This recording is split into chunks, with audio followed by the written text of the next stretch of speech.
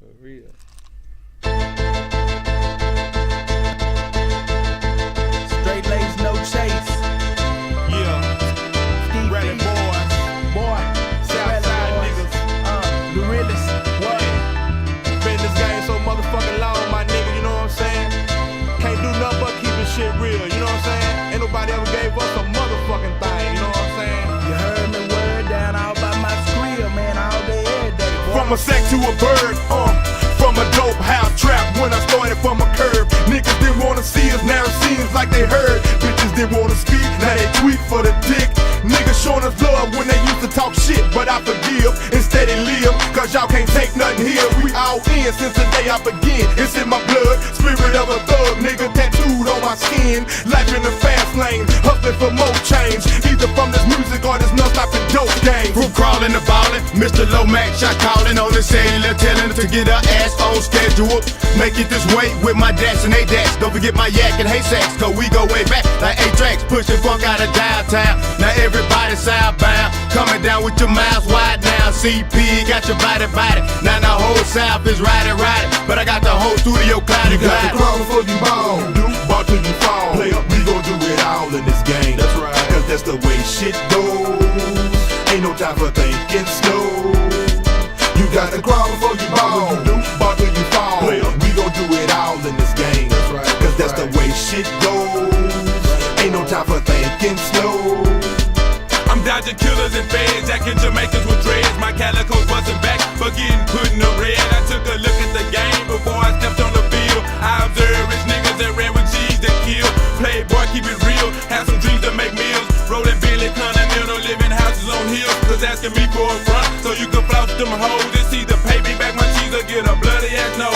See, that's how the game goes, ain't no friends or no foes. For them birdies that don't trap niggas be putting kick doors. Just talking about taking mine, I'm leaving chills in your spine. Like Malcolm, I got the AK taking peeks out the blind. If you think that I'm lying, I bet your mama be crying. Trying to come up too quick, that's why your ass has been dying. I've been down for 10, I made G's and stacks. Trying to ball before you crawl, boy, you never do that. You gotta crawl before you ball. When you do, ball till you fall. Play up. We gon' do it all in this game. That's right, cause that's the way shit goes. Come on.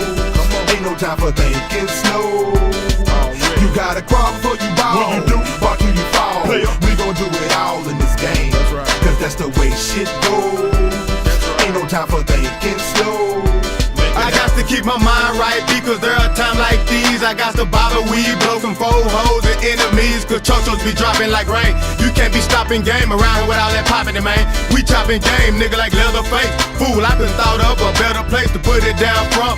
Players be drowned up, in pools of ice, you lose your life. When you start that jacket, why shooting that the fools be like, that nigga that packing. give me life and luxury, nothing but the best. If I can't ball, Mr. Officer, then let a nigga rest. For the love of money, niggas will do hella wrong, especially when they think you got your major cash on. I got my game from an old school knucklehead.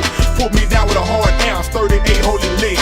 Be about your bread, listen to what that old man said. From the game that he spit, that's probably why I ain't dead. Too much game on my head, fuck them cops, fuck them feds. Niggas heard what I said, roll like the mob and do our job and keep the shit cracking. Real niggas make it happen.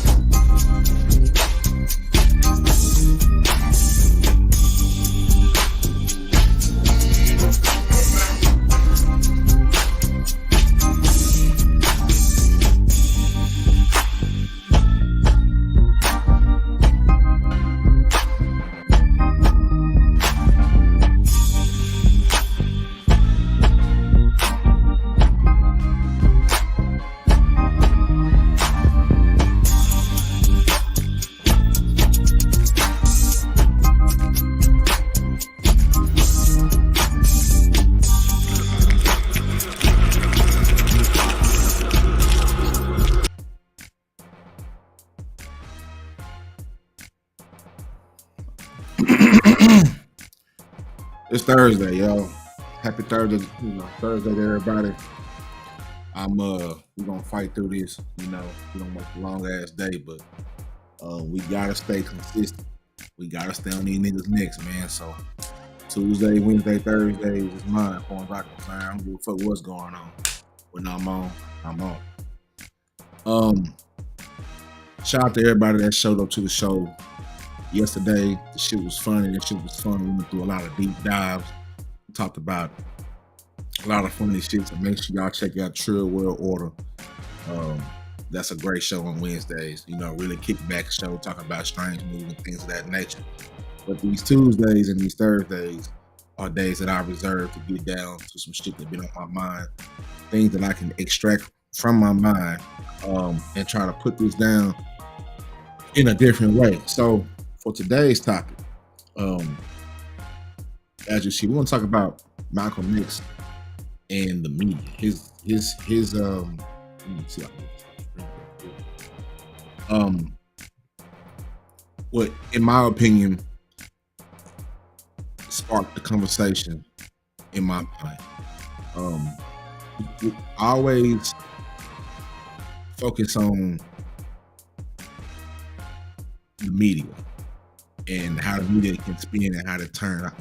I think we don't have enough people that focus on the media. Like we focused on just becoming consumers, and we don't really know what the fuck we consuming a lot of times, or why that is there, or why this is there. This is the machine. This is Malcolm X's warning in the age of clout and control.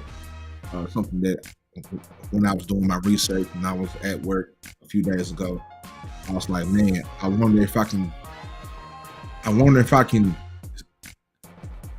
let me see what I can get from X. You know what I'm saying about?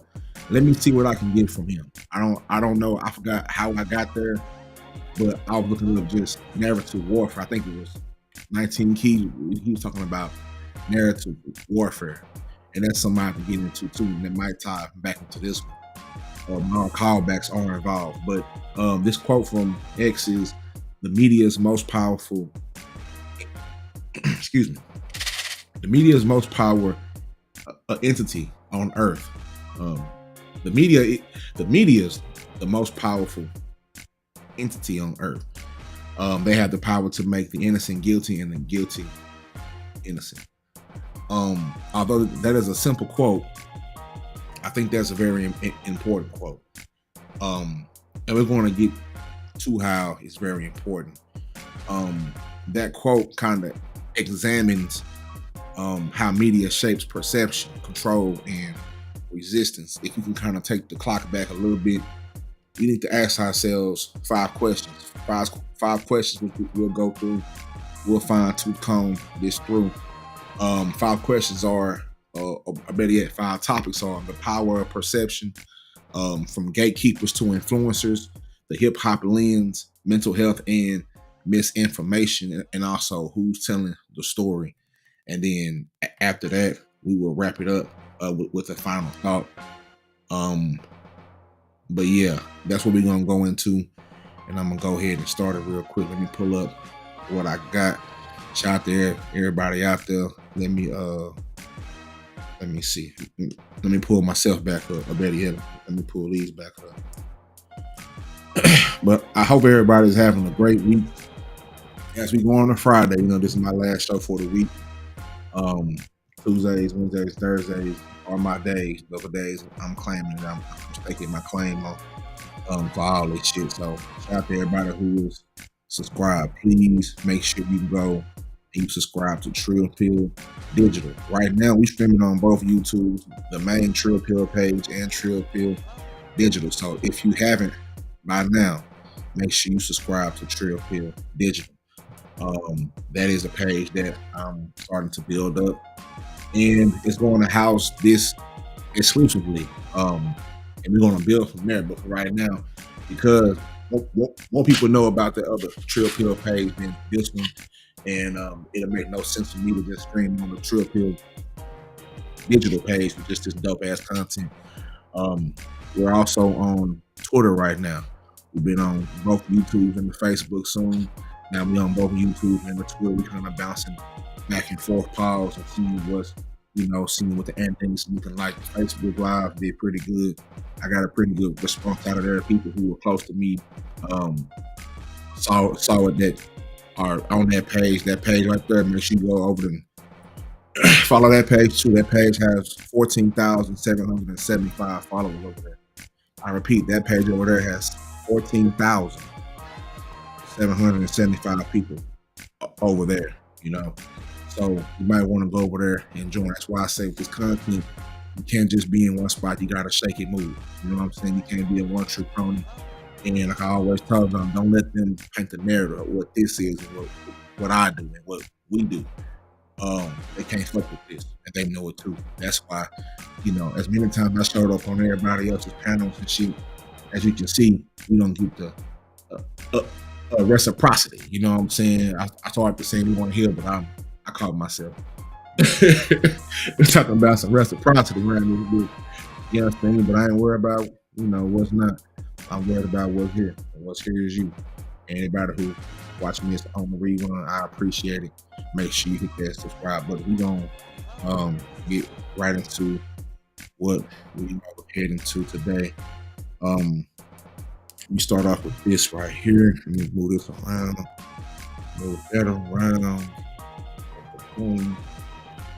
This let me go split screen like GoldenEye. You know what I'm saying? Let me go split screen like GoldenEye on these boys. Alright, we got the split screen up. He did. Now let's get the goddamn presentation up. Yeah, I just press P, right? Oh yeah. There we go. I gotta upload these real quick, and then we'll be on the way. As those upload, like I said before, make sure you subscribe. And yeah, like I said, we having fun, man. Let me pull up this little joint right here. We're gonna have a good, nice little sit down in conversation. Not midway through, I will drop the link around the time that I'm done concluding this. We're gonna try to speed through this, but not too fast, just enough time we can kind of consume the information and get it. And this will always be here for you to hear what it is. But like I said before, let's put this on the board real quick. Let's cut this one out right there, and then let's add the good, the good background music, the right one. Let's see if we can find the right one real quick. I got this showing me. Hold on. Yeah, I like that one. Hold up. One of them's real good. I gotta get the good one. Yeah, I like that one right there. We'll do with that one. Let me see where am I at. We done skewed everything down now. Hold up, man. Let me see. For sure. All right, so where we want to pinpoint first is this. Like I said, the media, the most powerful entity on earth. They have the power to make the innocent guilty and the guilty innocent. Malcolm understood that. He understood that the media, it isn't just a reflection of society, and that it actively shapes it. We see that a lot today with social media, and a lot of us that are here on YouTube, we see that a whole lot too. But it chooses whose stories get told and how they're framed. From news headlines to movie scripts, from music journalism to political coverage, media wields the pen that writes the public opinion. Now, I call my pops for this, like I always call my pops. He's 81 years old, so he's very proficient in his knowledge. You understand me? He was around in these times and was he was a part of the nation at this time, at his age, at this time of time frame. He was right there, boots on the ground. You understand me? So, one of the things I talked about with him was the first thing where we saw this was the civil rights movement. You understand me? Where peaceful protesters were often painted as agitators, while state violence was framed as maintaining order.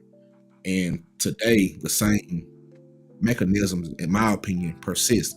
A black teen in a hoodie is a threat. I'll put it like this. Right now, currently, I live in Tulsa, Oklahoma, right? I remember when Terrence Crutcher, long live Terrence Crutcher, was killed. He was in a helicopter. Hold on. When he was in the helicopter, one of the things they said that stood out to me was he's big and he's black. You know what I'm saying? So I know I'm a big black motherfucker. You know what I'm talking about? I guess I can look menacing to people who I don't know, but I'm not a small guy. You know what I'm saying? I'm a big guy. I'm not just tall, but I'm just a big guy. Got big shoulders. I can be very intimidating for somebody that's, whatever. So I know out the back, it kind of does affect the way that I move around, because I know I can't just go the fuck off, because they gonna automatically see me as a threat and they gonna shoot the shit out of me, because they ain't, niggas ain't trying to tussle like that. It's gonna be a problem. You know what I'm saying? African Cape Buffalo around this bitch. You know what I'm saying? We fight to the last goddamn breath. But it is what it is. But just shit like that, right? Black teen in a hoodie. He's big and he's black. A police officer with the knee on someone's neck is just doing their job, quote unquote. But this perception isn't just about truth. Excuse me. This isn't about truth. It's about perception, and perception shapes policy, and it shapes policy in policing as well, and public behavior. When media labels someone as a criminal, they don't necessarily need a courtroom. We sit here and we watch people, unfortunately, even the ones who have a hard time reading and comprehending, have a motherfucking opinion about what's going on with whatever happening, right?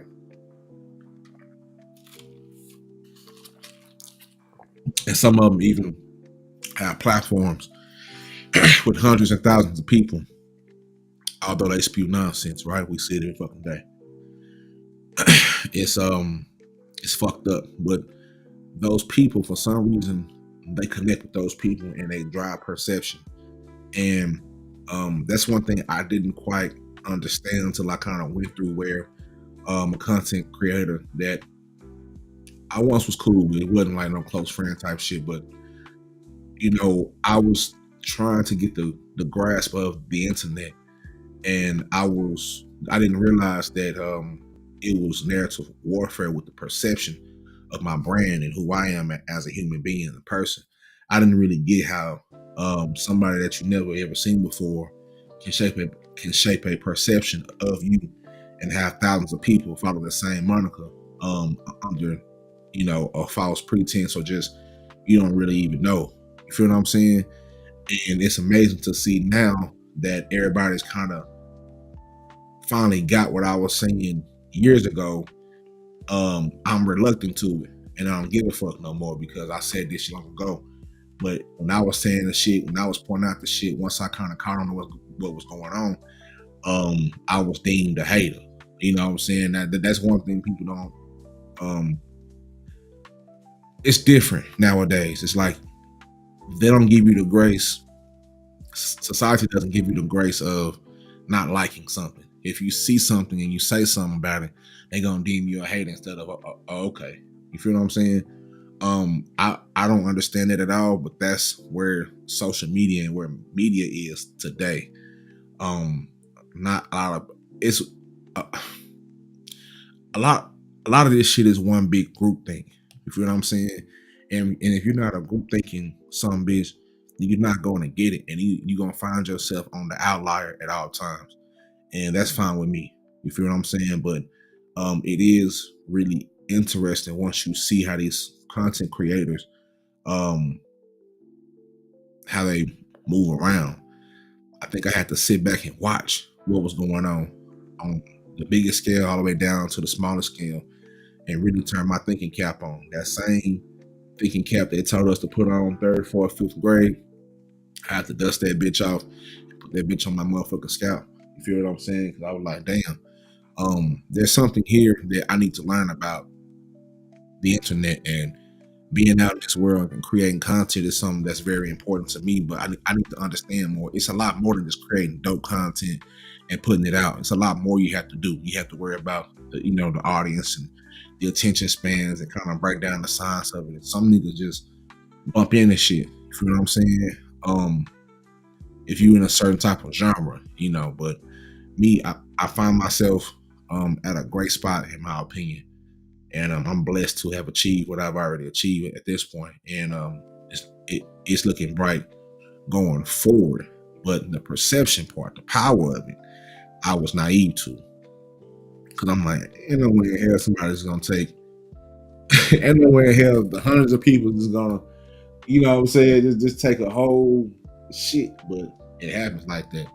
It's unfortunate, but that's where we are as far as the group thinking mentality of today's society, right? But when the media labels someone a criminal, like I said before, they don't need a classroom. It's the court of public opinion. You know, the cancel culture and things of that nature has already reached a verdict.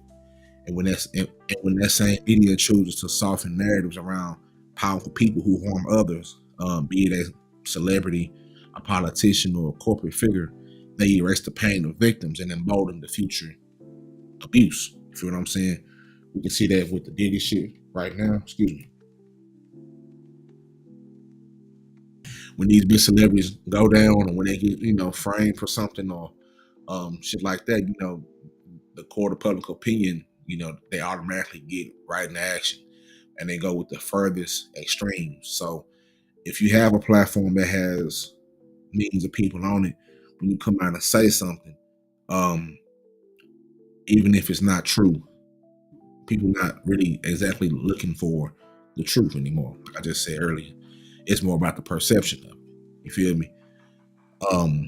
But it's one part of this as I kind of flow this into part number 2, which is gatekeepers and influencers, right? Is if media holds the power to frame truth itself, then in my opinion, the question becomes who holds the media, right? If media holds the power to frame truth itself, then the question becomes who holds the media. The answer leads us into the machinery of modern influence, where truth is a product and the most profitable stories are rarely the most honest. And say that shit again one more time as we flow into part number 2. The answer leads us into the machinery of modern influence, where truth is a product and the most profitable stories are rarely the most honest. You feel what I'm saying? And that's going to flow directly into part 2, which is the gatekeepers and influencers, right? The media landscape has changed drastically since Malcolm's era, but the power structures remain, where once newspaper editors and TV anchors served as gatekeepers. Today, that role is filled by algorithm-driven platforms, influencers, and billion-dollar tech giants. But the core dynamic hasn't shifted. A small group decides what is amplified and what is buried, right?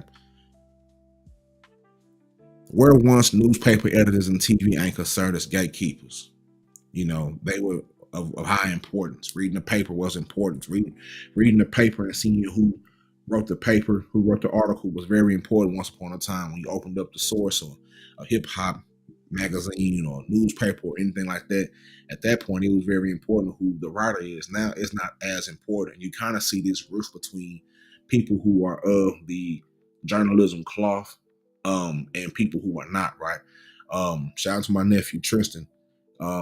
He's in the journalism field. He's worked at WFAA in Dallas, Texas. He's also worked with NBC First Coast, and I've yet to ask him about that as well, how he feels about that, because he's been in the field. You know, him being, you know, doing the media in Dallas, doing the media in St. Louis, then doing the media in in the Jacksonville area, and him still being here now. That's a conversation probably that I'm gonna try to get him on here to have once I expand this, right? Because that's one to have. How does he feel about the media and how it's shaped and things of that nature. You feel what I'm saying? But just watching him matriculate through the process and being proud of him and really studying him. You feel what I'm saying? And what he does and how great of a job that he does with his job. Also, I've been a fan of media, a part of my life. I probably shouldn't went to college for this shit, to be honest. But my mom was in other places. But just growing up, rest in peace, Stuart Scott. I love Stuart Scott. The way he shaped sports. It was more than just sports highlights. It was a little sauce he put on it before and after. You feel what I'm saying? When I swing into politics, I'm not really a political, person. I don't really get into the thickets of that. But I am aware of how they shape perception, whether it's Fox and CNN or whether these platforms are more conservative leaning or more liberal leaning. I am aware of what happens when you have certain figures on those platforms. You understand what I'm saying? But nowadays, that's not important anymore. We that role is filled by the algorithm. These platforms are driven by the algorithm. Like I said on the cost of clout and clout culture, clout over culture. Make sure y'all go check that out on the Trill Pill digital page. These platforms don't care about the truth, right? These platforms, or better yet, the algorithm doesn't have a soul, right? The AI doesn't have a soul. The algorithm doesn't have a soul. It's strictly based off of just what's popular, how many clicks, how much time. You feel what I'm saying? It's not there to say, what, this is not the truth. We've seen social media platforms under fire like Facebook, and Meta for that case, and Twitter and things of that nature, for allowing their platforms to be used to skew the audience. I think, in my opinion, social media is the biggest weapon, in my opinion. That's why I talked about that a lot with my last video, which was on Monday, with ideological subversion of how the people who are against the West use what's most popular in the West, which is social media, to kind of break things up and divide us. You know what I'm saying? And now virality is king, and truth is optional. Clout culture fuels media that favors spectacle over substance and clicks over content. Excuse me. That's a good drink. Anyway, the media favors spectacle over substance and clicks over context. A person can be canceled, quote unquote, overnight based on out of context clips, where others can purchase image makeovers through PR campaigns and influencer partnerships. So just close your eyes and ponder about the difference between how celebrity mental breakdowns are treated. You feel what I'm saying? We've all seen celebrities break the fuck down. A lot of this shit has been in front of our faces our whole lives. But sympathetically for some and demonizing for others. And I think those lines often tread between race, class, and I will also say gender, right? So those same systems that once misrepresented Malcolm X as a dangerous radical, right? This is how we tie this into. Make sure you keep in mind the fact that we're talking about Malcolm X's quote, and we're tying that into today's times, right? Those same systems, which they still do exist. And when you think about it in retrospect, those times wasn't that far, it's not that far back, right? But those same systems that once misrepresented Malcolm X as a dangerous radical now offer cleaner, I guess you can say sanitized decontextualized quotes on carousel slideshows on social media, right? Now, the irony is sharp. The media profits from the very voices it once sought to silence. So as long as those voices are stripped of their revolutionary edge, right? Like I said before, those systems still do exist. If you think those systems that shaped Malcolm and Martin and our prominent leaders, whether it was Huey or anybody like those systems that fuck is that? Oh, somebody else. Okay, anyway. Those systems are still very prominent right now. And in my opinion, I think they still do have hands in social media. I don't think they ever took their hands out of social media. That's what shit going on that side. Anyway, I don't think they let me shut the fuck up.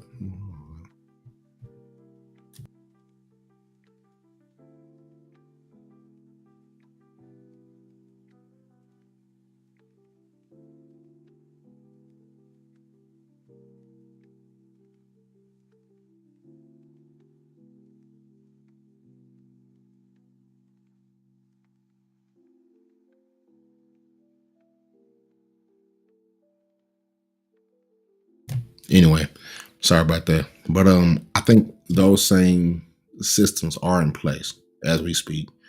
And they flip those voices, right? Those voices that they shunned, of course, those guys are no longer here to have a strong voice.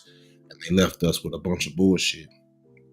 You know, they took out X and King and Newton and various leaders. They left us with Al Sharpton, you know, a goddamn confidential informant, you know, and some other shit, right? To represent us in the media. It's ironic. Now,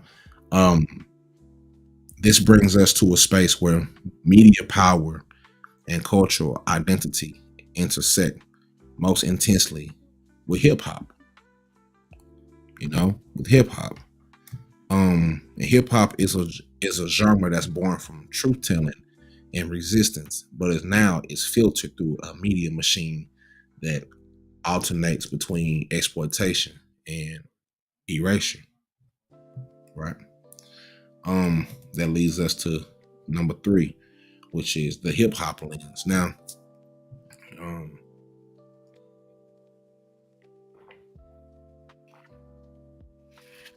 the hip hop lens, right?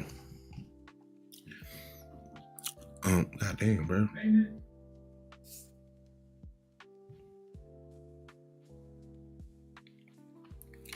The hip hop lens. So, hip hop has always been a voice for the voiceless. Hip hop has, in my opinion, been a chronicle of survival, joy, trauma, and protest. But as the genre gained global influence, it also became a media commodity, packaged and sold, and stripped of nuance. So, what was once a radical art form became a gold mine, and along with that gold mine came with distortion. Now we all see what hip hop is today, how they play with the culture. You know, like Kendrick Lamar said when he got his Grammys, you know, you gotta respect the art form at all times. And I respect the art form of hip hop. I respect what I do. What I'm doing right now is hip hop. I respect the art form of actually creating content and really getting into the lab and using my resources. Hold on. Using my resources to create content with and hopefully put out a very dope show. You feel what I'm saying? And to also not just sit here and fiddle faddle with time. Time is precious. Every moment that you spend, and you can't get it back. So in my opinion, in my eyes, I'm not gonna waste it. I'm gonna put forward my best effort when the lights come on to motherfucking show out and show up. You understand me? The media often presents hip hop artists as either threats or trends, right? Black pain. I always tell y'all how black pain and black drama and black trauma is a $1 billion industry, and it has been like that forever. So black pain becomes an aesthetic. The authenticity is filtered through commercial visibility, and the artists are kind of expected to be both vulnerable but marketable at the same time. Both real and polished, raw but palatable for white suburban consumers. So when an artist dies, especially from violence or substance abuse, the headlines sensationalize their downfall while ignoring the systems that contributed to it. Right? I always play a clip with Leor Cohen and the Breakfast Club when Charlamagne asks him the question about, well, if you know that you're signing these, young underprivileged kids at these neighborhoods and they might have a problem, they might have some trauma that they're trying to deal with, they're still fresh from it, but you're handing them all this money. What do you think they're gonna do if they're drug addicts already? And Leor Cohen's answer was shocking, but it was honest, and it was right there in front of us, and everybody kind of went past it, went through it. And it was like, well, I got people to feed, I got a business to run. You feel what I'm saying? And in their eyes, it's as simple as that, right? Meanwhile, these families, they suffer, right? So many family members cry when these young people die from violence or from drug abuse, but they offer little to no help, and it's fucked up. We always see the juice worlds and things like that, and it's unfortunate. You feel what I'm saying?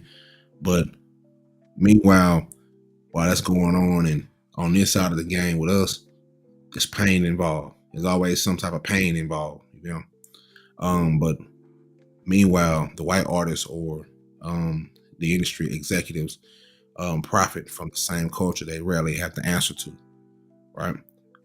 Their struggles are humanized. Their mistakes are, quote unquote, teachable moments. And this dichotomy reinforces Malcolm's warning. And that warning was the media decides who deserves redemption and who gets written off, right? So when entire communities are reduced to caricatures or case studies, the emotional toll becomes very immense, right? And that leads up to an often overlooked casualty of media manipulation, which is our mental health. Let me see. We're gonna go to the next slide real quick. So, living in a world where your reality is constantly invalidated is exhausting. For marginalized people, especially Black and brown youth, media narratives often portray them as either victims or villains, rarely as full, complex humans. This erasure isn't just cultural, it's psychological. So when media gaslights entire communities, we've seen it with us, with Black Lives Matter and things of that nature, right? We know where that money go. We know who, we didn't get all think of that shit show. But when media gaslights entire communities, what it does, in my opinion, is that it fosters a collective sense of disorientation. And the people begin to question their own experiences. Is what I saw really what happened, right? It's like what Cat Williams said years ago, they're going to try to flip the script right in front of your eyes. Like it's right there. And you telling me what I just saw isn't what I just saw, but I know it's what I just saw, but you're telling me it's not what I motherfucking saw. It's a mind fuck in a sense. So people begin to question their own experiences. Is what I saw what really happened? Am I overreacting? Why does my pain not matter until it's trending, right? This creates a kind of emotional vertigo, feeding anxiety and depression and numbness. And it also deepens the mistrust in institutions. And it makes people feel very isolated and unsupported as well, right? And on top of that, mental health is often stigmatized and weaponized in the media. For instance, I'll give you a perfect example. When a white shooter commits violence, right? The headlines ask about mental illness. And when a black youth lashes out, the headlines speak of gang affiliations.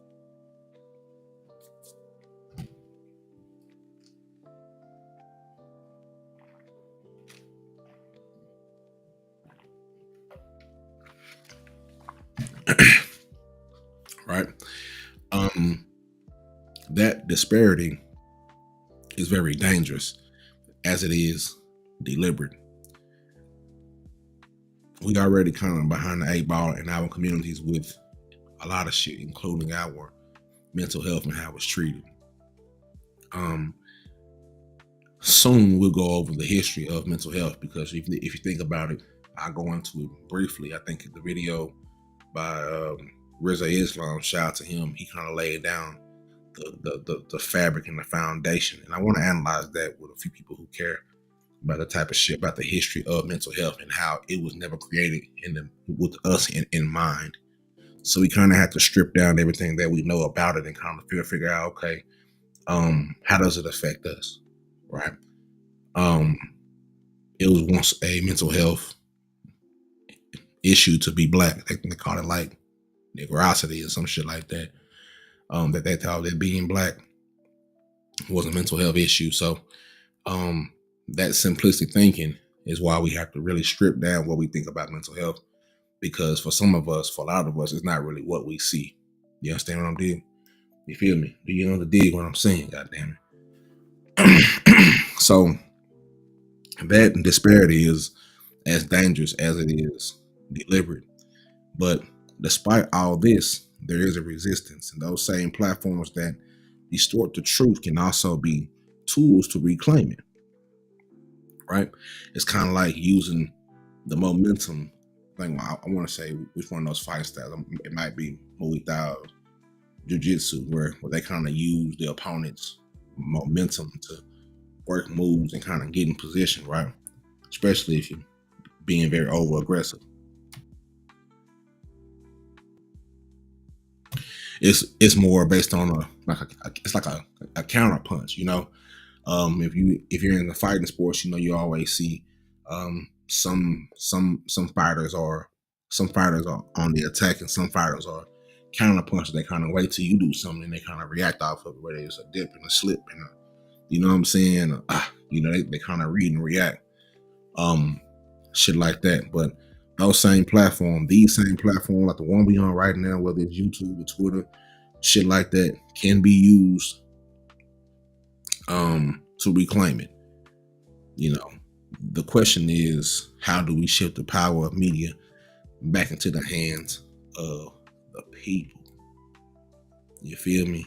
And that's going to lead us into our next slide, which is who's telling the story. Now, at the core of Malcolm's warning is a challenge, the reclaim narrative power. If media can shape the world, then reshaping media becomes an act of liberation, right? If media can shape the world, then reshaping the media becomes the act of liberation.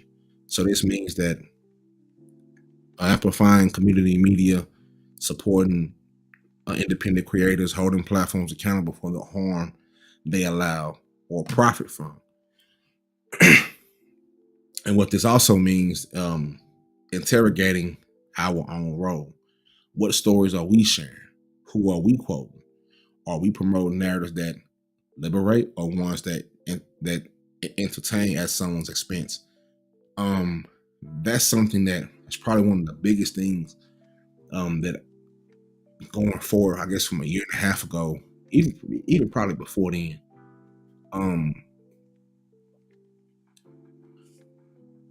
whether people respect the art form or not. Like I said, I respect the art form of being able to be blessed with having a microphone, you know, and some Wi-Fi and a computer, and you know, and all these beautiful things that are not guaranteed. You feel me? When I get on here and I say what I have to say, I want to make sure I try to make it clear. I try my best to convey a clear, precise, thoughtful message with the content that I put out. Whether it be something simple or long form, short form, things like that. We're just figuring a lot of things out. You kind of got to go back and forth and kind of figure out your own formula. That's also one of the things that's beautiful, you know, about content creation that I enjoy, is finding out what works and what doesn't. And although it might not work on here, like a lot of things that didn't work on YouTube worked on Facebook. A lot of things that didn't work on Facebook kind of worked on YouTube, you know. Getting more involved with Instagram and trying to catch my foot in the algorithm, you know, there. And you know, sometimes I kind of lightened up a little bit, and then went heavy foot. It's you kind of gotta mix it in to a certain extent. You know what I'm saying? I do want us to have fun. I do see my platform as entertaining to the intelligence mind. Sometimes we're gonna talk about some deep shit. Sometimes I might post some deep shit. Sometimes it might be something that's very inspirational. Sometimes it might just be something that's funny as shit. You know, nigga might be chasing the kangaroo down the highway. You know what I'm saying? And we ain't gonna mention to that. It's just some funny shit, because laughter is also included in that. And, you know, laughter is also very important with keeping and achieving optimal mental health. And, you know, everybody needs to laugh. These days are too motherfucking hard, stressful as fuck. You know what I'm saying? And it's a blessing. I see it as a blessing to do it every day, because I'm not, you know, any of us are, you know, we're not guaranteed this time. We're not guaranteed these hours. This means that we spend. And the older I get, you know, and I guess I'm like that because of how I see life now. God has allowed me to live a very good life so far, where I can't complain.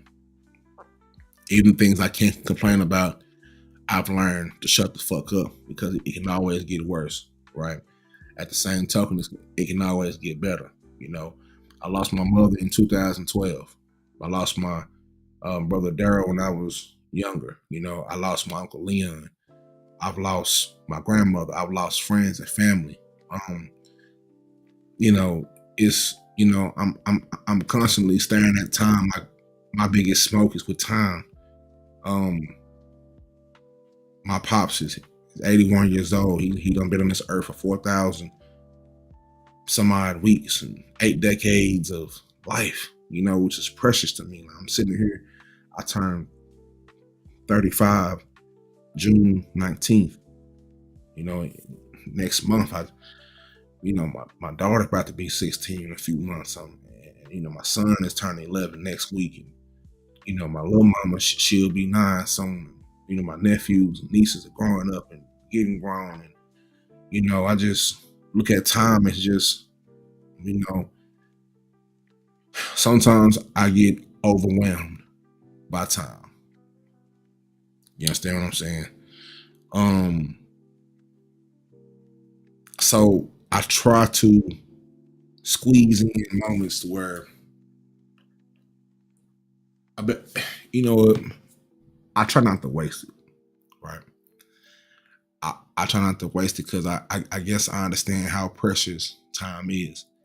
Even when you're creating content, in my opinion, you know, we have to understand what we put out and the perception of that. Right. I don't know how I went from there to there, but I bring it out. My mind kind of going different places. But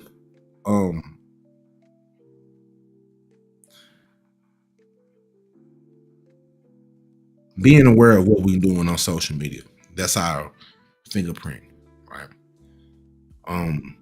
You have to ask yourself, if I put this out, what would be my platform?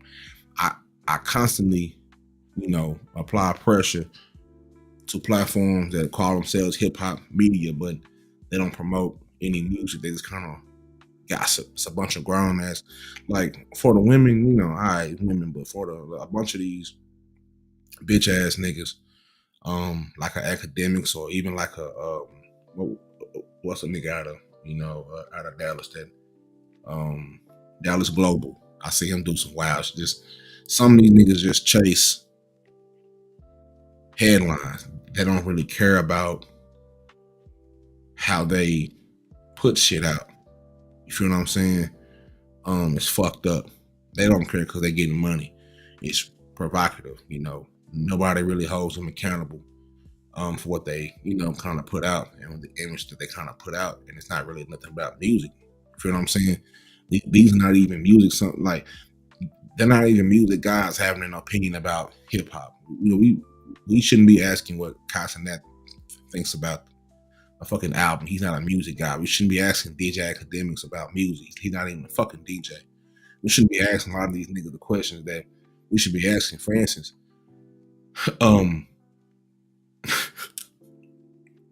anyway, we can go on from there. But a lot of these content creators and bloggers are not savvy enough to be in the positions that they hold. So when the media puts them in position, the people put them in position because they like what they're saying is provocative, it's edgy. They like to see the edgy shit, not really about the music. Like I said before, it's not really about the truth anymore. It's about the perception of it, or the perception of whatever the fuck you're trying to put out. So that's when you start shaping the minds, when they start sitting off in these chats and there's thousands of people listening to a bumbling fool that knows nothing, that speaks ill of his own kind and his own culture, or sometimes not even of his own culture. Like that motherfucker that Fresh and Fit some bitch, the motherfucker who cosplaying. We got too many William O'Neal type niggas. You don't know who William O'Neal is? I suggest you look up William O'Neal. We got too many infiltrators. We got too many liars and snitches and scammers and finessers that are cosplaying as us, the ones who really off in this shit, the ones who really putting 10 toes down and really going into life and trying to figure this shit out, really putting the brain, really had to get out here and hustle and get our hands dirty. Niggas who didn't have to really get out here and play Robin Hood, niggas that have to really get out here and really get to the scratch and trying to better our lives. Like I always say, this platform is provided in our service in my audience. In my opinion, this shit is for all of us who get up and grind every day. Whatever the fuck your grind is, you do it with some integrity, you do it with some morals, you do it with some dignity. You feel what I'm saying? You hustle with some moral, you hustle with some dignity, you hustle with intelligence. You making moves out here. You ain't just out here willy motherfucking nilly. You know what I'm talking about? Doing shit, being careless. Why? Cause we got kids to feed. We got people to take care of. We got shit to do. We got shit we're trying to build on. We got money to flip. We got ideas to flip. We got shit we're trying to get out. We got groups of people that we're trying to make money with and see how we can all make each other some motherfucking money. Like we got people that it's so rare and near, and I've been blessed to be around people who are like-minded. Not meaning we have the same mind, we all are different, but to be able to conversate with people who are on the same wavelength, you know what I'm saying, who don't get offended by somebody else having a different mindset or thinking about some people that we can always, like, if we can sit and chill about and talk about all the bullshit, we can also get in depth and talk about that real shit too. You feel what I'm saying? We can do all the wild shit and have fun, but at the same time, if it's ever a piece of advice or a question that one of us is more proficient in, we can ask that question and not be shameful by asking that question, because we all up under the understanding that we're all trying to get better. Those circles are rare, and I'm glad to have those circles, those family, those, you know what I'm saying, just that around. I'm happy to be able to call my brother. I'm happy to be able to still call my father, and even beyond human existence, in my opinion, if you really want to get deeper into it. A lot of things that my mother wrote down in her journal still exist to me. A lot of those things I feel like she wrote down when I read it the first time years ago, it didn't make sense, but now it's starting to make sense because I gotten older. Maybe she wrote that for me to, you know what I'm saying? Like, it's just certain things are starting to fall in line, and I'm starting to put these breadcrumbs together, and maybe I'll come out with a whole loaf. You feel what I'm saying? Maybe a lot of this shit's meant for me to find certain shit. A lot of this shit is not even, it's divine in my opinion. You feel what I'm saying? It's really getting tapped into you, to yourself, and to who you are, who your people are, and really believing in yourself. And like I said, it's a video I did of a quote. Every once in a while, I'm trying to put together like a little nice, little thoughtful little quote book. You feel what I'm saying? I don't know what I'm gonna call it yet, but I'm trying to put that together. Just something somebody can put off in their pocket and kind of read every motherfucking day. You feel what I'm saying? There's some real nigga poetry around this bitch. But one of them that I did the other day was return to who you were before the world told you who to be. Right? Before we start to be shaped by this world and conditioned by this world, I think it's going to be a point in everybody's life where they have to make a decision. Am I going to continue just to be here and be a walking sack of shit, you know what I'm saying, and a waste of motherfucking flesh?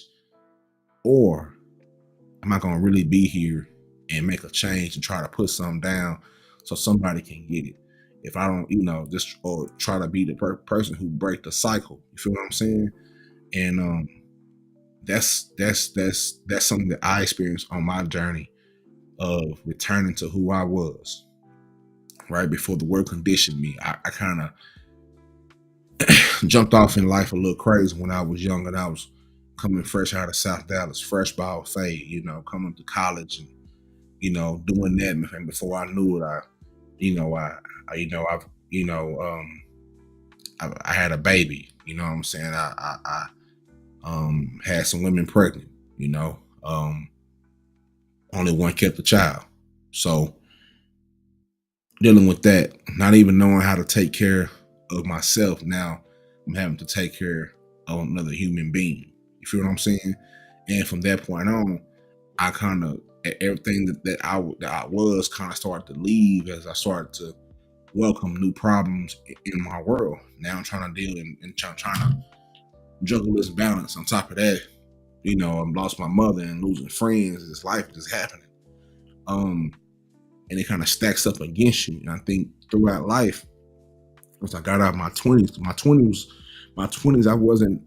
I wasn't just living a wild and carefree. I did my thing, but at the same time, it wasn't to the extent of where in my mind I thought it would be. I was doing what I was supposed to be doing. You feel what I'm saying? Raising a family, trying to raise a family, trying to, put another black family on, do what I can. You understand what I'm saying? Tried my damnedest at it, but not really understanding that, goddamn, in the midst of all this shit, I'm losing myself. I done got away from what I really need to be doing versus just doing what I'm surviving, basically, in a nutshell. Not living, but surviving instead of living. So going through all those things in life, having a life that is disturbed by loss and things of that nature, I was at a point where all roads led to me going back to who and getting back to those things that I really believed in, getting back to my core value that my mother and my father and my grandmother set in, to us youngins at that time, getting back to those core values, getting back to expressing myself in more positive ways, and getting back to shit like this, really using my brain to create. And for a long time, it's kind of been a fog. You know what I'm saying? Because like I said, it's more surviving than living. So now that I'm back at this point, I realize that it's important to control your narrative, right? And when I read this quote by Malcolm, one of the things that I tried to understand was, how do I fit in? What type of media what type of content do I want to push out to this world? Do I want to be like everybody else and put out the wildest shit? And, you know what I'm saying? Or do I want to just kind of take the long road, the marathon approach? You know, we can get hot and talk about everything that is hot right now and kind of do all that shady gossip, you know, weird shit, or we can kind of, you know, do what we're doing now. Yeah, it's gonna be a longer approach to what we're doing. We're not gonna get all the thousands of people off in there right now. You feel what I'm saying? Because we still getting back into the motion of going live and figuring this shit out. But if we really believe in what we have as a product in the Trill Pill, if I'm really who I say I am about who I study, I'm studying Nip, I'm studying people who took that show on the road and not only, you know, said it but lived it. You know, that marathon shit is a perfect example. You know, any and everybody can say it, but you gotta really be running the race to understand what that shit really means. You feel what I'm saying? Everybody ain't gonna shine light your way when you're doing something that's against the grain of what society is doing. You understand what I'm saying? So platforms like this, or better yet, I go back to what I said before. Are we promoting narratives that liberate or ones that entertain at someone's expense? A lot of these platforms entertain people at someone's expense. We sit here on this community on YouTube and watch people flood the chats and send money at someone else's expense. And I don't know how niggas sleep at night, because that's some sick, that's some dark shit in my opinion. You feel what I'm saying? That's no better than a public execution or a public lynching. We all seen those photos of our ancestors being lynched, and that shit was a picnic. That shit was everybody put on their Sunday's best clothes and went to wherever niggas was getting lynched at and they had their nuts cut the fuck off. The niggas was eating sandwiches and shit while we was going through pain. And it's the same thing now. Well, we got, in my opinion, a lot of bullshit going on. It's a RIP every fucking week. Oh, some foul shit. And this is the cyber warfare that's going on right now. You'll be a fool not to think so. You understand what I'm saying? So that's how I see it. It's not outside on a tree no more. It's on a fucking laptop. It's on the phone. You know, niggas getting rich off other niggas' lives and expense and being messy and being little girls, being little bitches, all this gossiping. I ain't never seen so many niggas gossiping in my life. Niggas gossiping. Niggas always got the fucking tea. Why do you have the tea, my nigga? It's bigger things that we could be doing in our community than having the motherfucking tea. You got your bitch ass, your index finger, and your bitch ass thumb holding the edge of a teacup and you just sipping tea. Niggas got the tea. Niggas got the latest and the hottest gossip in the streets. And get your bitch ass on somewhere. You bitch ass nigga. You understand what I'm saying? I don't respect platforms, especially the grown ass men out here gossiping, nigga. You mean to tell me that everything's happening right now?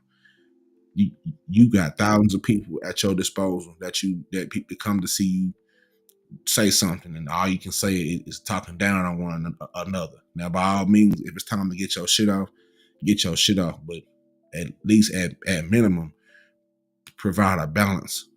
You feel what I'm saying? Because you have the attention and you have the time of people's minds. You feel what I'm saying? I'm not gonna sit here and say I wouldn't say quote unquote envy, but I think it's fucked up that as a culture, as a society, that the people who get the most attention are the ones who majority of the time shouldn't have that much attention. We kind of put too much attention on the bullshit.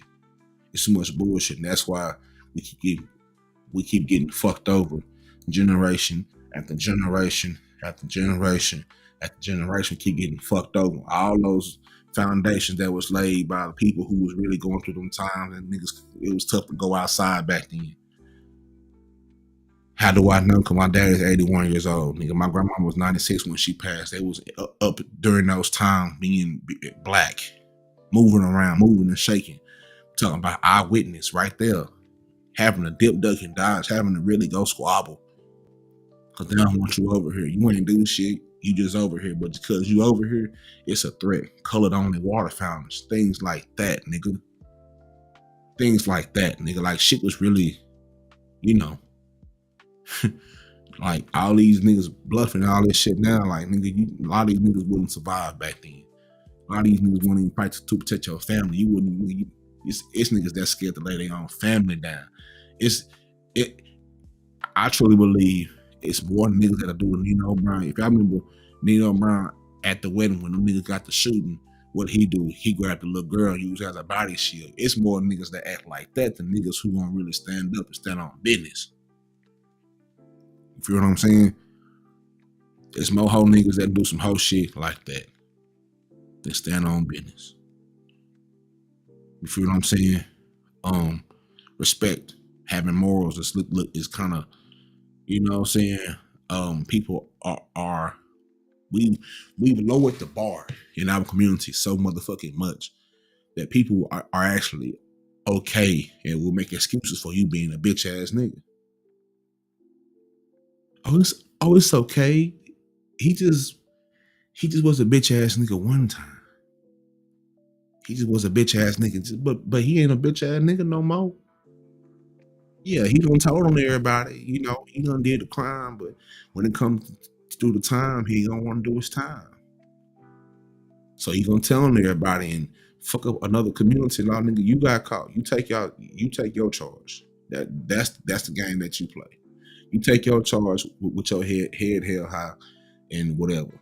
But now you want to go, hey, he did it too. Type fuck ass niggas. You know what I'm saying? You play the game by the rules that's connected with it. In my opinion, that's how I was raised. I wasn't raised to blame everybody for my mistakes. If I fuck up, it's my fuck up. I don't go over and fuck somebody else shit up because I got caught. Huh? But we dealing more with those type of niggas and no repercussions. Not anything that's violent, but just the whole society is flipped on its fucking head. We don't want to hold anybody accountable no more. So it's kind of fucked off. It's in a fucked up spot. And the bar is set so low. We got niggas who are like DJ Academics and Aiden Rosses of the world and these weird, freaky, whoever the fuck these niggas is, kind of controlling the culture's perspective of how it's seen, where niggas gotta actually go to him and have a mother. Like, brother, that shit is weird to me. When we used to have the sources and the double XLs and, you know, just the magazines and the black media was something that was powerful. You feel what I'm saying? And it's kind of in a tussle right now. We're going through a cyber warfare versus the niggas who want to turn this shit to a shit show versus the ones who are ready to reset the culture. Hard reset. Hold the button and cut the console off. Hard reset needs to happen, in my opinion, right? Because, in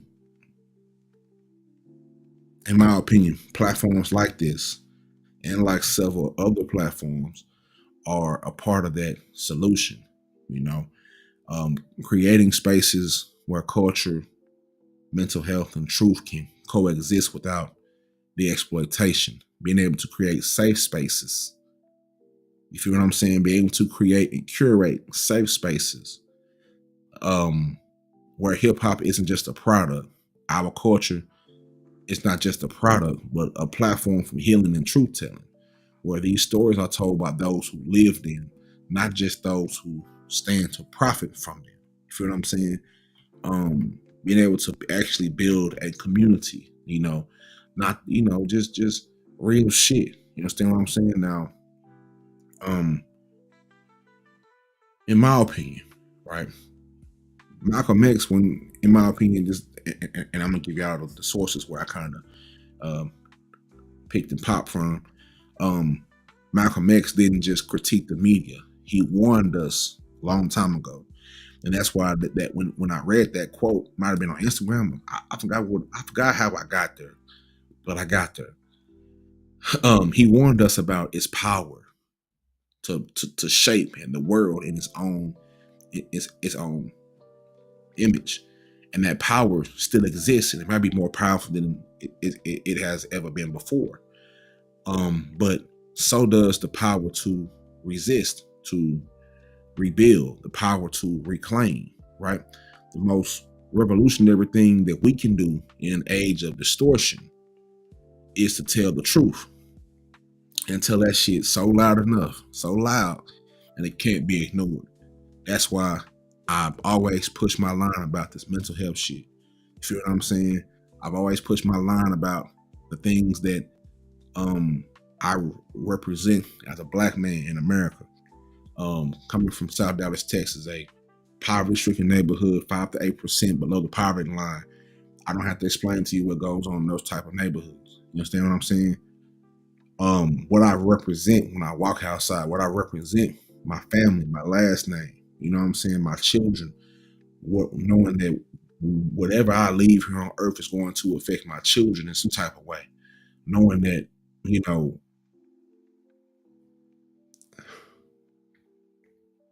kind of knowing that if something was to happen with me tomorrow, what would be left of me is a memoir, breadcrumbs with this content, something that my children can take and say, all right, you know, my daddy was a real nigga, solid with his shit. Look what he stood on. Not just me saying and creating content around it, but actually right there, everywhere, you know, right there. So that's how deep it gets for me personally. You understand what I'm saying? But the most revolutionary thing that we can do in the age of distortion is to tell the truth. You know, something happened to me. I know, you know, my family, they ain't gonna have to add nothing, take nothing away. If they had to speak on my behalf, they wouldn't have to. They're gonna tell you what it is. They're gonna tell you what I stood on. They're gonna tell you about me. They're gonna tell you who I really am. They're gonna tell you what I represent. You understand what I'm saying? And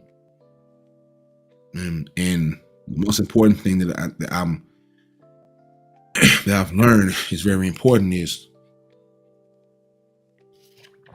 the volume of voice. You know, I'm steady trying to find ways to get this out. You know, steady trying to, but it's just important. If I put it like this: if you are a content creator and you have a message, it's never going to be perfect. You understand what I'm saying? Just go, get on platforms and just go. You feel what I'm saying? And as you go, make sure you make you find home and make the adjustments as you go. But it's most important just to go. We need you out here helping us putting these fuck niggas back in their place. It's too many fuck niggas. Way too many. It's too many fuck niggas and funky bitches out here with budding platforms and millions of people in their platforms and getting all this money to be a fuck ass human being. You understand what I'm saying? We gotta take this shit back and reclaim this shit. You know? We gotta take this back and kind of rebuild and resist this shit. You understand what I'm saying? The only way to control this shit, the only way to get this shit back is to recondition the minds. We're gonna try to get as many as we can, but we also can't worry about the ones we can't. We just kind of gotta get the ones that at least give a listen. Say, hey, man, come over here and listen to this shit. That shit over there is cool. You know what I'm saying? But at least give an ear to this and let me know you know what I'm saying? Just promote each other, build community, actually get out here and say something. Don't worry about people gonna think of you. I guarantee you, I'll be the first one to tell you about the it's damn near delusional what I do down there, because I know what I deserve for this content that I put out. I'm not getting that back yet, but at the same time, I'm also cognizant enough to know we're in the middle of the 10,000 hours. You feel what I'm saying? We grinding. We grinding. We doing this shit over and over again, and we being more consistent. We steady redefining who we are as a platform, what we do as a platform. And we started from when I look at where I started from to where I am now, I can't help but to be proud of myself and smile. And sometimes drop me a thug tear.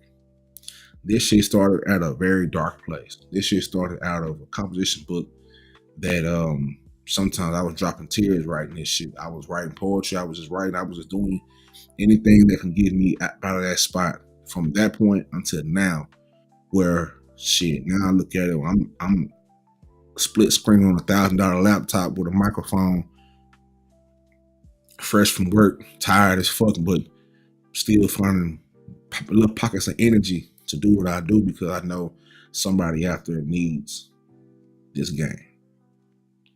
And that's what I do it for. Not for the ones who don't care, but for the ones who do care. Doing this for us, doing it for you, doing it for me, doing it for all of us. And so if I can be an inspiration, and I have been, I have people tell me like, hey man, that shit that you spitting out is some dope shit. It's powerful. Keep going. You underrated. You know, whatever. You know what I'm saying? And I appreciate that because I remember a time where I couldn't get nobody to listen to my shit. You know, being somebody that get in front of a microphone is tough because I do have a speech impediment. You know, I stutter. You feel what I'm saying? I you know, sometimes I talk a little fast. Sometimes I might talk. You know what I'm saying? So. But that it took a lot to get here where I can do this confidently. And once I got to the point where I'm gotten over that bridge, it's like, oh, what I'm doing, these niggas can't fuck with me. I don't give a fuck what, you know, it's certain metrics that I don't follow. Yeah, we need the numbers and all that shit, but if they line my shit up, what Cat Williams say, you can line it up, boy. You feel what I'm saying? The difference is clear, cut clear. It's cut and dry. You can stamp, sign, seal, and guarantee what we putting out. But we seek out to achieve our goals, and we on the way to them. We closing that gap around this bitch. But like I said in that last statement, was the most revolutionary thing that we can do in this age of distortion is to tell the truth and tell it loud enough that it can't be ignored. Let me see. Anything left in there? So to close this out, right? This is the conclusion. Reclaiming the lens. Now, Malcolm X's words weren't just a reflection on media, right? They were a blueprint for awareness, a call to action, a warning we've ignored for too long. In every era, from print headlines to TikTok timelines, media has remained the ultimate weapon, a shapeshifter of truth, a gatekeeper of perception, and a mirror that often distorts more than it reflects.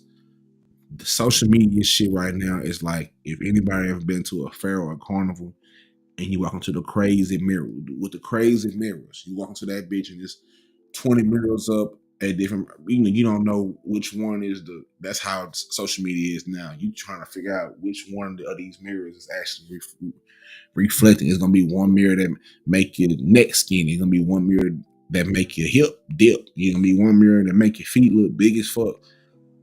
It's gonna be one mirror make your head look big as fuck. Although it might be big as fuck, but it's gonna make it look bigger. You feel what I'm saying? It's gonna be one mirror that just whatever. And you gotta front like, God damn, that's how social media, in my opinion, that's how it is now. But here's the truth about this, is that they don't teach. You know, this is the truth that they don't teach, is that media is not neutral. Media, in my opinion, was never meant to be neutral. It is made by people, human beings, powered by agendas, sold to audiences conditioned to consume without question.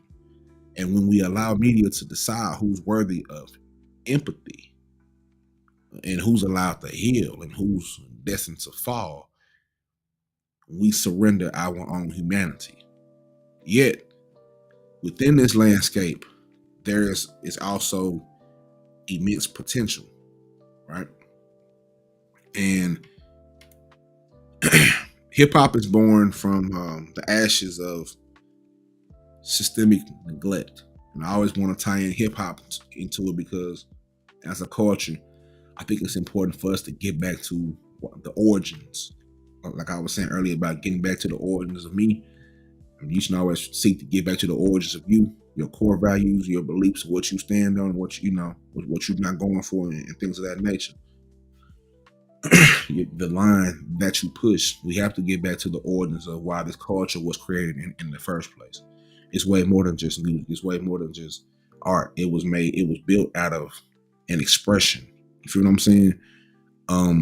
It was born from the ashes of systemic neglect, and it became a global force because it told the truth.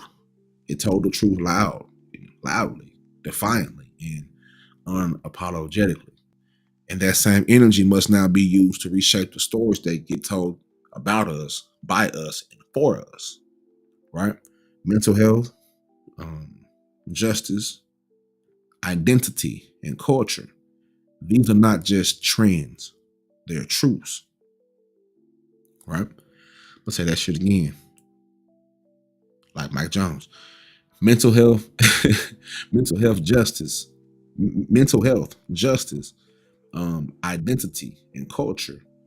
These are not just trends, they are truths. And these truths must be protected, not performed. Right? So where do we go now? I done told you, we got down trail pill, you done walked us down through there. You feel what I'm saying? Goddamn, nigga, you done walked us down through there in an hour and 21. You really walked us down through there. So what now, my nigga? Like, what do we do? How do we fight back? How do we go about it? Let me tell you, what good would this good ghetto gospel be without a solution, right? In my opinion, this is what we do. We fight back with clarity, right? We create platforms that value people over profit. We lift up narratives that challenge instead of conform. We teach the next generation to question everything, even ourselves. Because the real revolution isn't just in resisting the media, it's in becoming the media. The real revolution isn't just in resisting the media, it's in becoming the media. It's taking control of the lens, right? The mic, the edit, the headline. Controlling our own narratives instead of letting somebody else tell us who the fuck we are. We know who we are. That's how we honor our fallen soldiers who really try to put this shit down in a major way. But you know how, you know what happens when your voice gets a little too loud and talking that real shit. They find a way to mysteriously, That's why this shit is also dangerous, but it also it's whatever. It's whatever with me. It's whatever with the ones who really go in here and do this shit and put this shit out and try to build these platforms. It's whatever. It's whatever. Whatever come with it. Whatever come with it. We know what happened. They done it before. I'm not putting myself up there with Malcolms and none of the great leaders, but I do see myself as someone with a voice and a message that I'll die to put out. That's how far I go with it. You feel what I'm saying? And that's how we honor the X's and the Kings and the Newtons and all the rest of those guys who really did it in a major way, who really stood on business. Not this bullshit type of business nigga be standing on with all the other shit, but who really stood on business every time. Every time. They wasn't perfect, but they were honest. I don't think that's one thing that bothers me a whole lot. One thing that I had to understand was like, they ain't asking for me to be. They're not asking for us to be perfect. We asking like just be honest. That's why I'm not ashamed to tell y'all what I've been through and the journey that it took me just to get right here saying this shit to this microphone. I don't give a fuck. I'm on the other side of that shit now. You dig what I'm saying? I'm on the other side of that shit now. And now that I'm on the other side of this shit, I can help others who are in the midst of this shit. I can help somebody stand in the core of that hurricane with them and stand in the eye of that hurricane and be, try to get calm. But it's a whirlwind of problems. It's bills, it's money, it's life, it's bullshit, it's politics, it's all this shit that's surrounding you. It's shrapnel from the pieces of your past that keep swirling around your fucking brain and distractions on your phone, all type of shit. And I can help somebody say, man, this is how I did it. You ain't gotta do it like how I did it, but I'm gonna at least show you how I did it, and you take from what you can, and you can, create your own style. But I'm right here with you though. We, you know what I'm saying? We back to back, shoulder to shoulder, squabbing down this shit. You understand what I'm saying? That's what's most important. Making sure that once you get to the other side, now you can crack that portal open and bring somebody else through, and so on and so forth. That's what it's for. That's what we're doing here. That's how we honor the ones who died with this message that they tried to suppress. Right?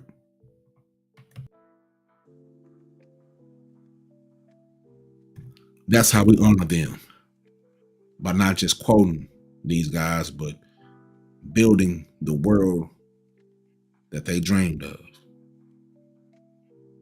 Because the most powerful entity on earth doesn't have to be them anymore. It can be us. Cut and dry. Fuck them.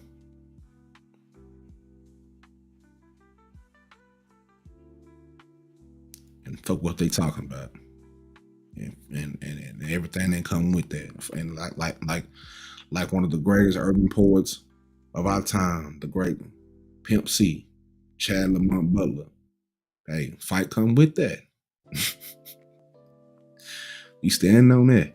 Yo, we standing on that shit. We don't give a fuck. Whatever come with it once we say it, goddamn it come with it once we say it. We got fists, elbows, and bullets to come with everything that we do. We stand on that shit. How I gotta go is how I gotta go. Fists, elbows, and bullets for a fuck nigga. You understand what I'm saying? For somebody who ain't rolling with what we rolling with, who got a problem with whatever we saying on his microphone, can't nobody stop us. We can't allow them to stop us or suppress us any motherfucking more. That's why I talked about ideological subversion, about keeping us divided, trying to keep finding ways to keep us divided, to keep us sitting at the table and say, you know what? This shit was a sham. They kept us fighting each other over nothing while they, see what they doing. It ain't no fucking secret.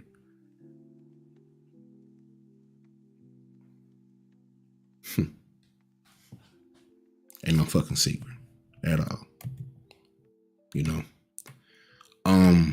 For those who do care, I know, I'm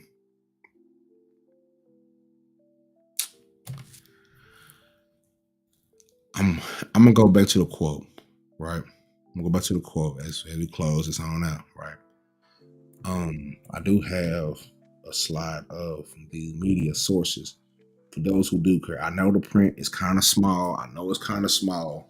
I just didn't want to go through all the motherfucking, but this will be available. I'll make it available on Substack. If you have my Substack, I'll make this available so you can go and read these for yourself. This is just a few things that frame this content for right now.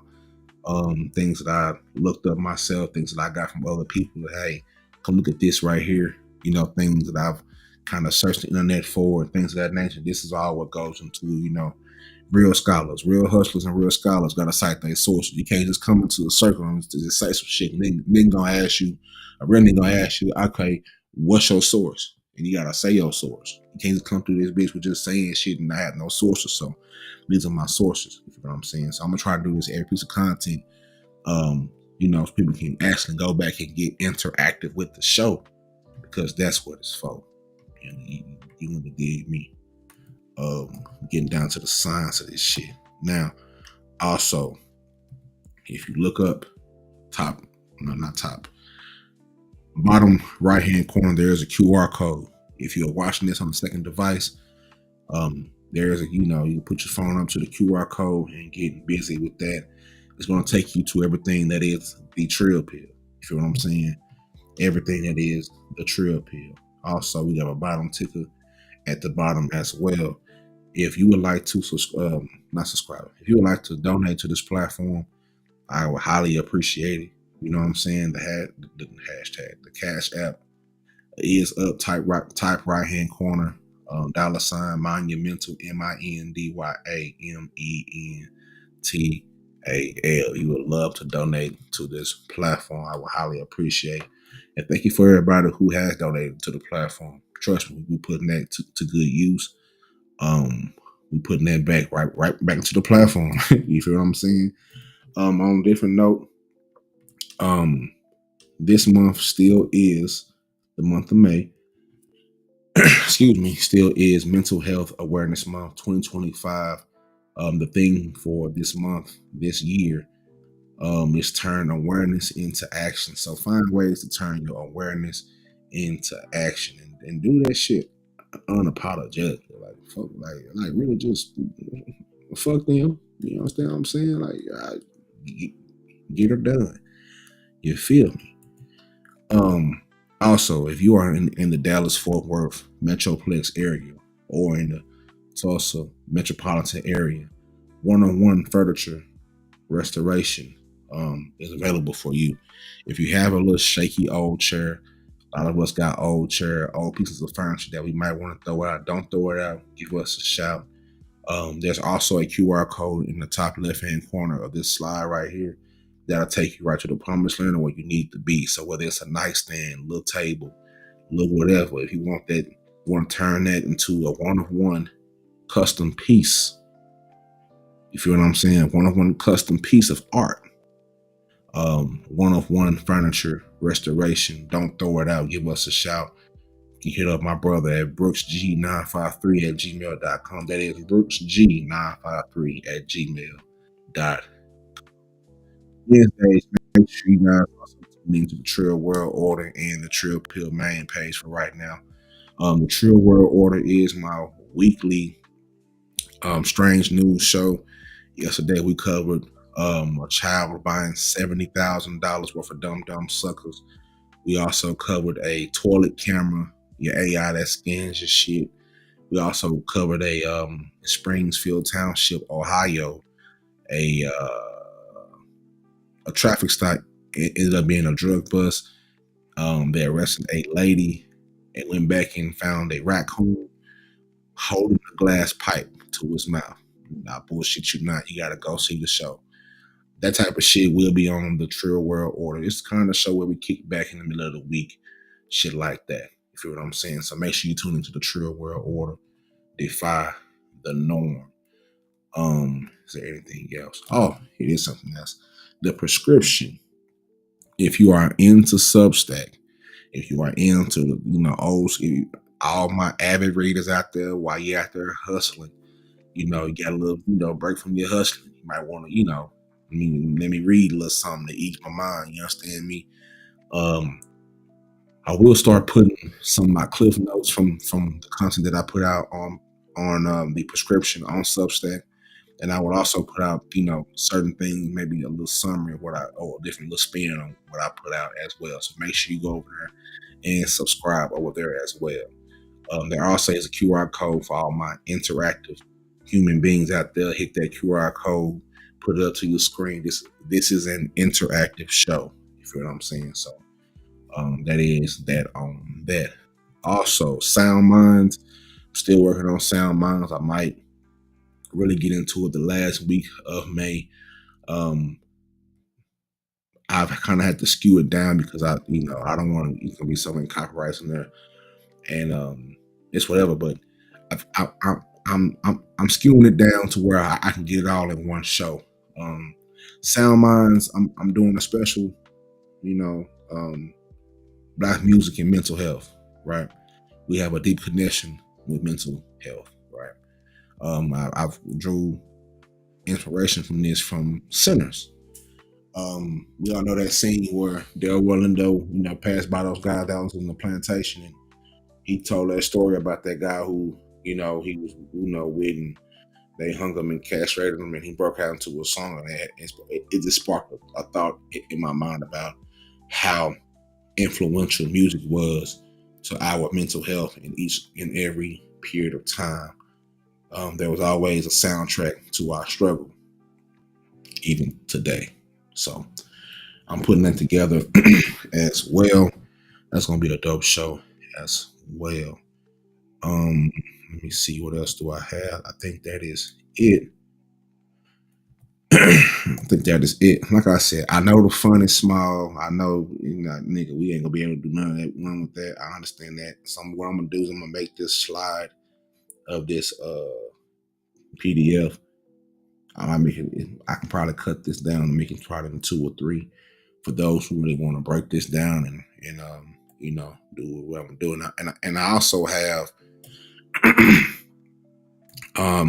let's see, certain events that happened with Malcolm X as far as his relationship with the media, right? It was very complex and often adversarial, and anybody who cares knows that this serves as a historical case study of how the media can both enslave and vilify a public figure depending on the narrative being pushed. A few examples of Malcolm X versus the media, certain things that I looked up was the framing as radical and militant threat, right? The context during the height of the civil rights movement,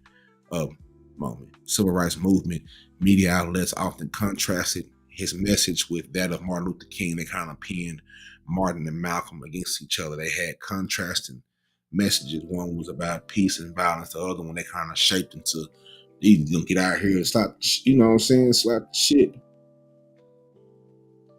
When it was really about defending yourself and defending your message, and how they shaped that. You understand what I'm saying? How the media portrayed him, how the newspapers and TV commonly labeled Malcolm X as a black militant or a racial extremist or an apostle of hate, often downplaying his advocacy for self-determination and justice and truth-telling. And the effect of this was framing created fear among white Americans and some black Americans, and marginalizing his broader critiques of systemic racism and U.S. imperialism, right? Another one is, I got a few of these, we're gonna run through these and then we're gonna get up out of here, right? Number 2 was misrepresentation after the Hajj, right? 1964. After Malcolm's pilgrimage to the Mecca, right? He experienced a transformation in his worldview, seeing Muslims of all races worshiping together that led him to adopt a more global, inclusive outlook on race and oppression. And how the media responded was many of the outlets ignored or downplayed this evolution in his thinking. But instead of highlighting his growth, they continued to circulate the older, more divisive image of him as anti-white. And the effect of that was the misrepresentation of the media. Malcolm X helped prevent the public from really understanding Malcolm X's philosophical development and moderated stances near the end of his life, right? Number 3, the television appearances and the interviews, right? The Mike Wallace interview, which was also in 1964. This is the interview where Malcolm challenged media bias and exposed hypocrisies in how black struggles were covered, and also the Hate That Hate produced in 1959, a sensationalist TV documentary produced by Mike Wallace and Louis Lomax that introduced the Nation of Islam and Malcolm X to many Americans.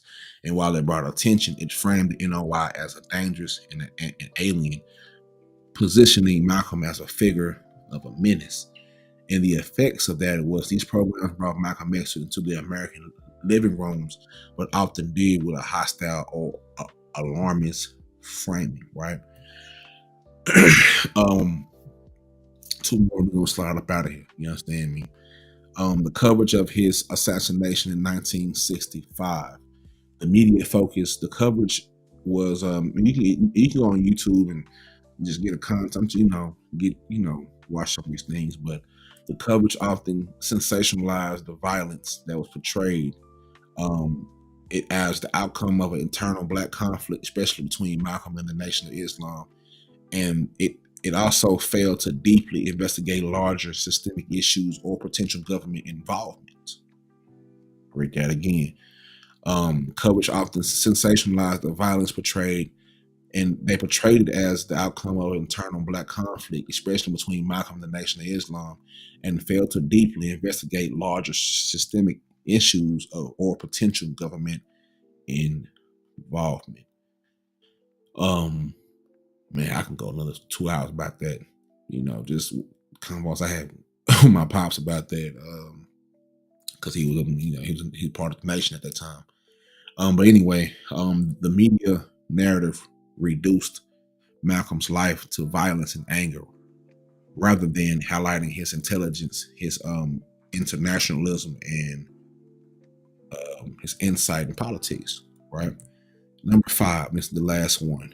The FBI media manipulation. We have to understand what's going on. Everything that we do, even this shit right here, right now, is being watched. Right. You know what I'm saying? It's being, everything we do, it's recorded. So that's why you see a lot of these recos going out. A lot of y'all niggas out there need to shut the fuck up. If y'all out there living a certain lifestyle, but you niggas want to shut the fuck up, you niggas won't learn. Right? You just want to learn. The feds have computers and the internet too, and TVs and screens. You understand me? And they have the ability to anyway. Let's stay right here. Right? Let's stay right here. Number 5. That's good drink. FBI media manipulation. FBI media manipulation. You may know it as COINTELPRO. So the context was there were some declassified documents that revealed the FBI's efforts to use the media to discredit Malcolm X and sow division amongst Black leaders. The tactics were planting false stories, encouraging media attacks, and monitoring journalists who covered Malcolm sympathetically. This further fueled negative portrayals and isolated Malcolm in mainstream discourse. So maybe I'll go into those 5 things in a later time. You feel what I'm saying? Because those are things to get into. But I just wanted to give you some examples of Malcolm X's views. Not his views, but just how he was viewed in the media, just the whole deal of the media and how important the media perception is, and how important it was then, and how important it is motherfucking now. Because now they're able to do more, right?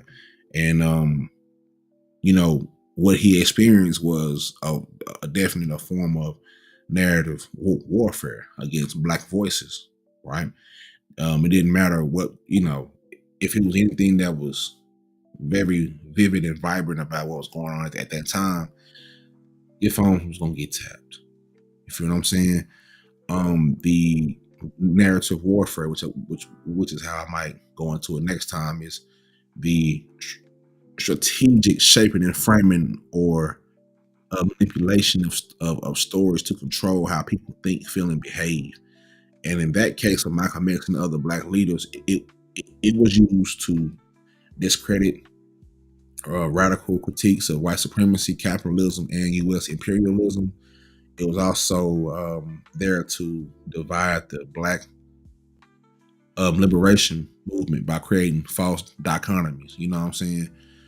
For example, peaceful MLK and violent Malcolm. How they did that whole, type shit. Control public perception by labeling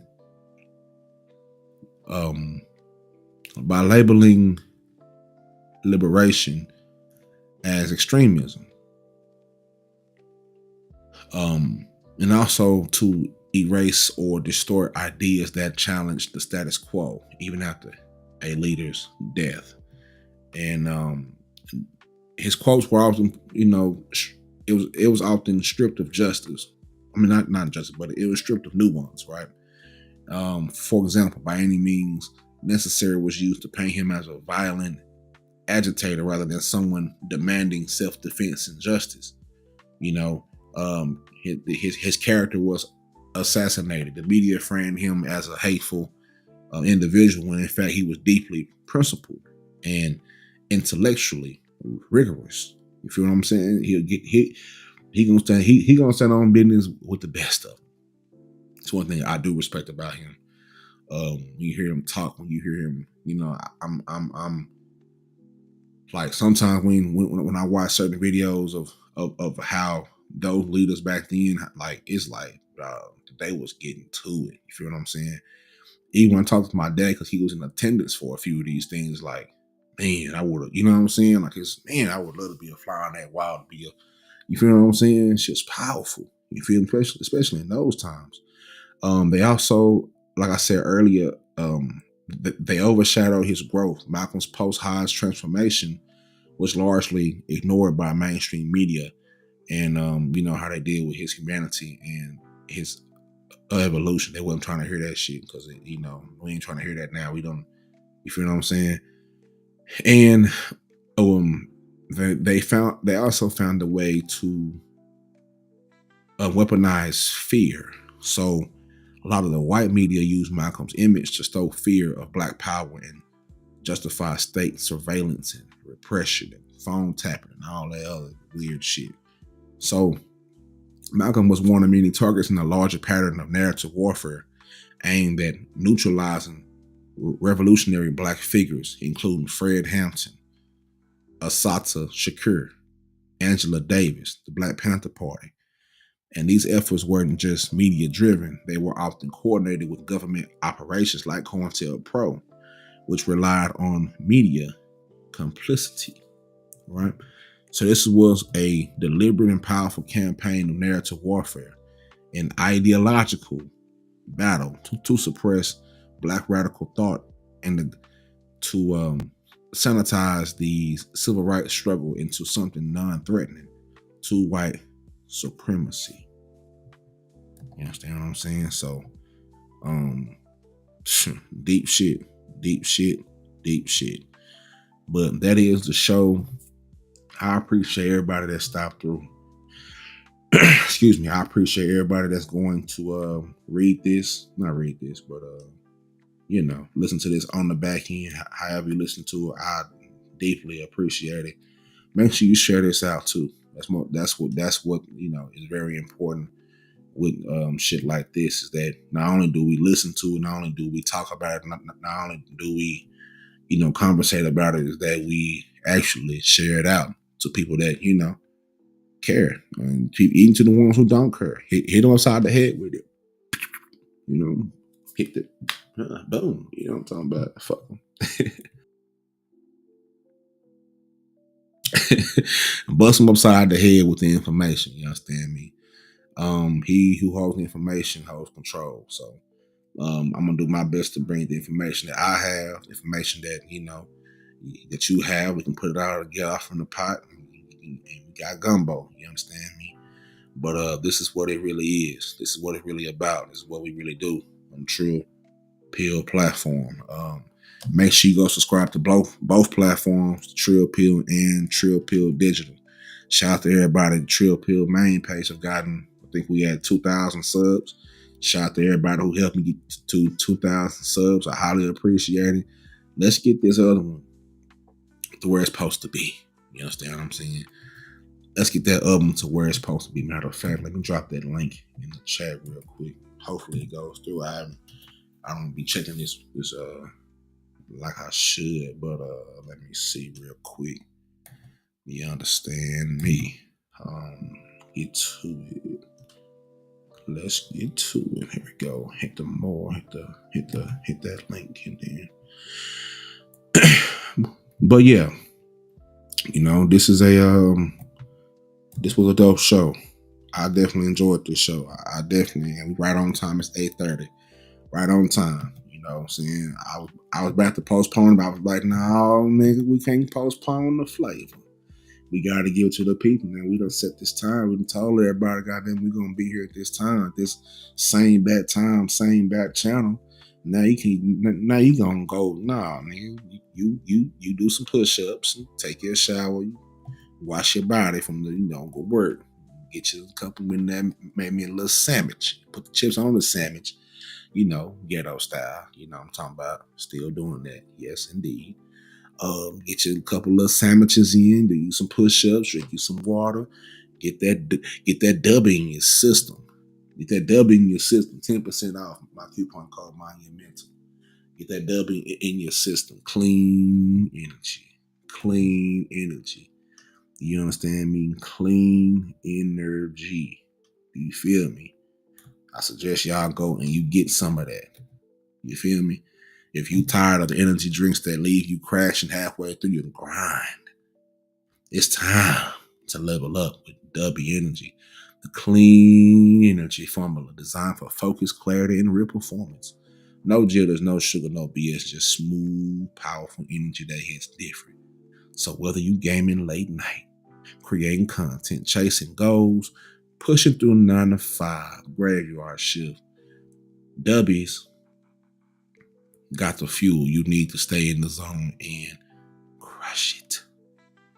The best part is you can use my code Monumental. That's MINDYAMENTAL at checkout and get 10% off your order because your mind deserves to stay trill. Support your grind, support the movement, stay locked in. Mind your mental. You feel what I'm saying? Mind your mental to be monumental. Get that W in your system. Yeah, you understand me? So with that being said, man, I think we're going to close this out. We are definitely going to have a nice little tune to close us out with. Let me see where I want to go with this one. Shout out, I think it's the Stars game tonight. I think the Stars game is tonight, I think. So I'm about to kick back, wind my night down. You feel what I'm saying? And shout out to everybody out there. I appreciate y'all for stopping through. Those who watching this on the replay, I appreciate you too. Don't think you go unnoticed. You know what I'm saying? Because this content ain't going nowhere. Once it's right here, it's right here for your consumption. Make sure you share this out. Make sure you do everything you need to do to get this out and to get content like mine out as well. This is very important. We're not just here to be here, goddamn. You know what I'm saying? We actually here to say something very, very dope. We actually work hard to bring this content right to your doorstep, baby. So go ahead and show me some love. You feel me? We're going to leave this show with a tune, a trill tune at that. Let me see. Where do we want to go with that? Where do we want to go with that? No, I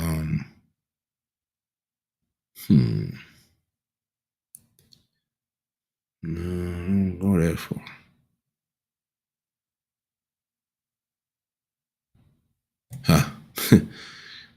We'll do it like this.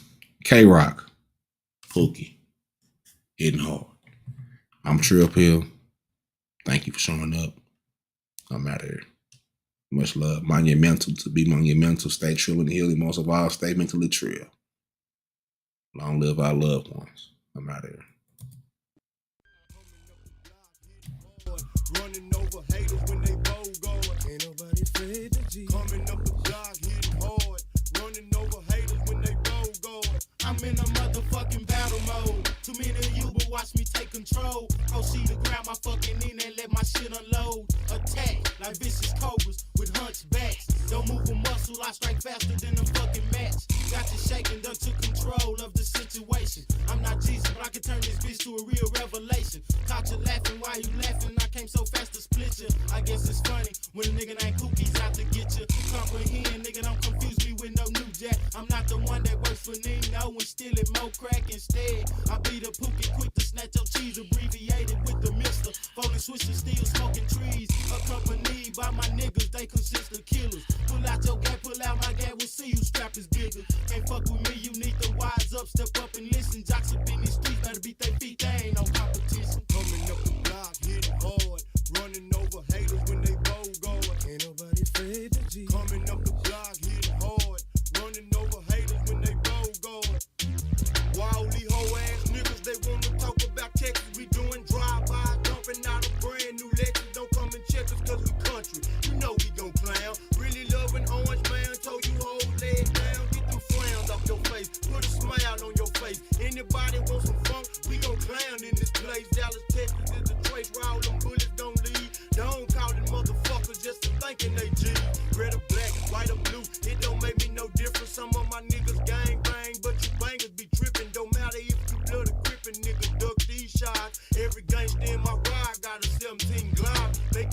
shit stop. He Kentucky cause his finger licking, but we still killing motherfuckers for them dope chickens. Slip and be brave, nigga. Gauge, I made it bigger. It's packed with a feather trigger. How you gon' live, nigga? Figure you found something in Texas we don't play. Even the cowboys when safe if they on parade, nigga. Dallas start a ride in a minute. Whoa. We got a rumble in the jungle in a minute. Whoa. I got a brand new gauge. It came equipped with a blade in it. It ain't been shot yet, but I'm finna play with it. Stay in the Lone Star, Cadillacs and Max, pushing the North Star while Pookie rolled up a sack. Now we off in the act. Everybody be cool. These niggas on some bullshit. K-Rock ready to do. Tools is packed in the toolbox. 2 hands and 2 Glocks, and we ain't leaving till they whole damn crew shot.